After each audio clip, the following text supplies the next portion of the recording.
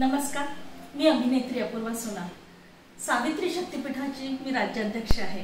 संस्थापक अध्यक्ष माननीय दर्शक कुलकर्णी सर आणि माझ्या तमाम सावित्रीच्या लेकींना माझा जय ज्योती, जय सावित्री. मैत्रिणींनो, आपण उन्हाळ्यासाठी खास सदर सुरू केलेला आहे, ते म्हणजे रेसिपीचं सदर. आता प्रत्येक सखीला जे जे काही पदार्थ येतात ते करायचे आणि व्हिडिओवर टाकायचे.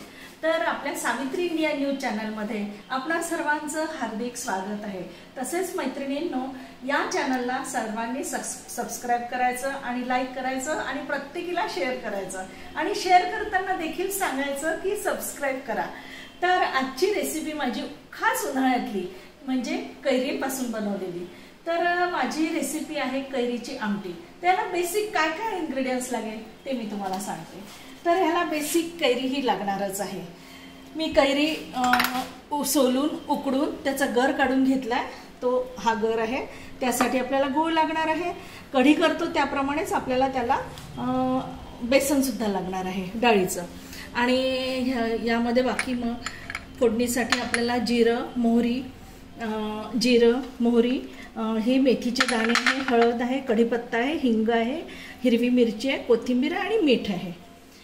इतकं साधं आणि सोपं याला आहे. आणि तेल लागणार आहे. तर तेल मी टाकते. गॅस आधीच मी ठेवून दिलेला होता तर पातेलं तापायला.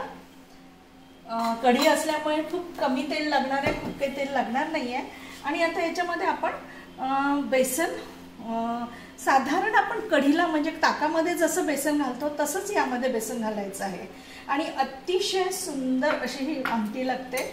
रवीने किंवा तुम्हाला ज्याने वाटलं त्यांनी ते घुसळायची.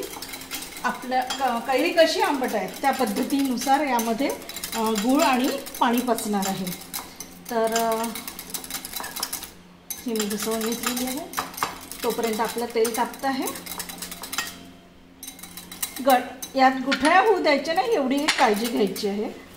मी पाणी घेते थोडं.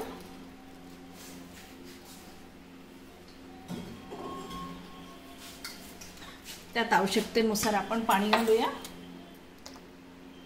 ही साधारण पातळ असली तर छान लागते, कारण आपण ही जेवणात कढीसारखी पिणार आहोत किंवा जेवणातला लज्जत वाढवण्यासाठी आपण घेतोय. तर ह्यामध्ये मी गुठळ्या पूर्ण मोडलेल्या आहेत. आणि आता तोपर्यंत इकडे तेल पण टाकलेलं आहे. तर आपण यामध्ये मोहरी छान तडतडलेली आहे, जिरं, मेथीचे 7-8 दाणे, कढीपत्ता, हिरवी मिरची, कढीपत्ता, थोडा हिंग, थोडा जास्त म्हणजे हिंगाची फोडणी खूप छान. चमचा काढते मी.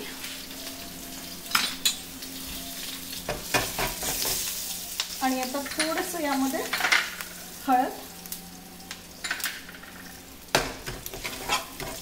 आणि आता हे छान अशी खमंग फोडणी यायला पाहिजे. आता याला असा छान आवाज आला पाहिजे.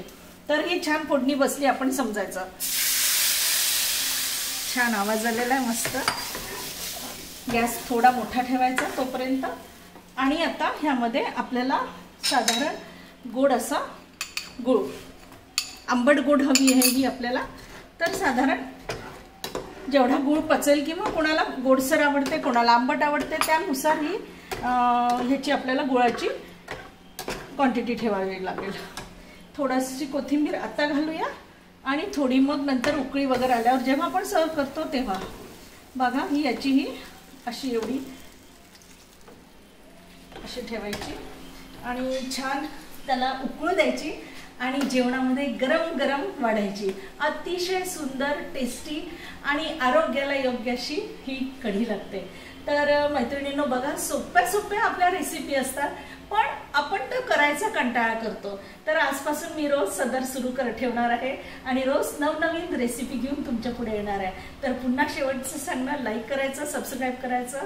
आणि आपली याला उकळी सुद्धा आलेली आहे. तर बघा अतिशय छान टेस्टी आपली. मीठ आपण घातलेलं नव्हतं, मीठ घालून टाकू. मीठ पण आपल्याला साधारण चवीनुसार. आणि आता आपण ही गरम गरम छान याचा गूळ विरघळलेला आहे आणि आता मी गरमच अशी वाढायला घेते. बघा खूप सुंदर कलर त्याची कन्सिस्टन्सी पण एकदम छान. बढिया. थोडी कोथिंबीर घालूया आणि ही बघा आपली कैरीची आमटी तयार झालेली आहे. तर धन्यवाद.